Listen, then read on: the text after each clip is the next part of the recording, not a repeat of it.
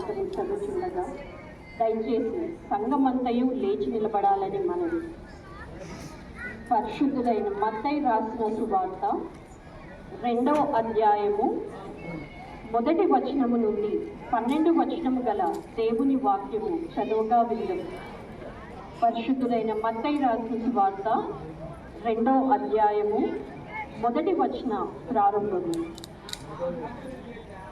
రాజైన హేరోదు దినములయందు యూదయ దేశపు బెత్లెహేములో యేసు పుట్టిన పిమ్మట ఇదిగో తూర్పు దేశపు జ్ఞానులు యెరూషలేమునకు వచ్చి, యూదుల రాజుగా పుట్టినవాడెక్కడున్నాడు?